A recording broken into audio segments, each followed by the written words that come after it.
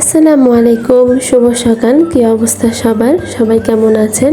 অনেক দিন পর নতুন একটি ব্লগ নিয়ে চলে আসলাম। তো আজকে অনেক সকালবেলা ঘুম থেকে উঠে পড়লাম ভোর 6টার দিকে।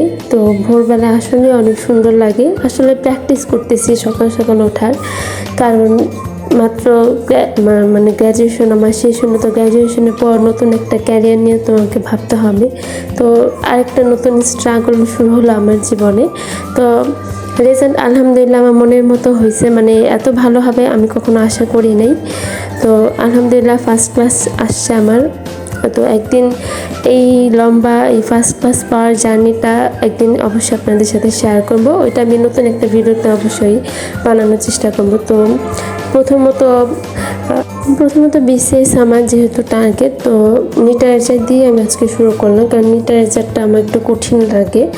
তো হালকা মানে যেগুলো মুখস্থ করি আমার আবার না লিখলে হয় না। তো যেটাই মুখস্থ করে এটা আমি আবার খাতায় লিখে ফেলি।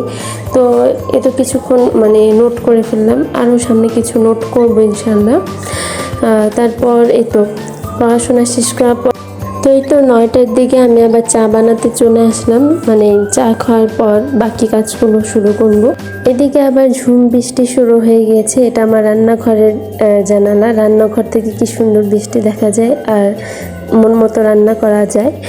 তো একটু বৃষ্টি ছুঁয়ে নিলাম, তারপর আবার রান্না কাজে ফিরে গেলাম। আসলে রান্নাঘর থেকে এরকম দৃশ্য দেখতে আসলেই ভালো লাগে, আর বৃষ্টির দিনে একটু খিচুড়ি না হলে হয় না। তো এদিকে আমি ডিম ভুনাটা করে ফেলছিলাম।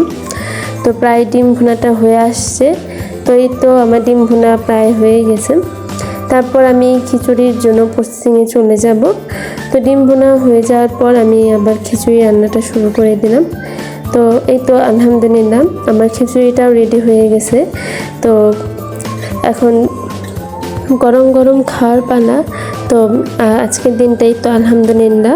তো সামনে কোনো মিনি ব্লগ নিয়ে আমি আবার আসবো ইনশাল্লাহ। ততক্ষণ পর্যন্ত সবাই ভালো থাকবেন। আল্লাহ হাফেজ।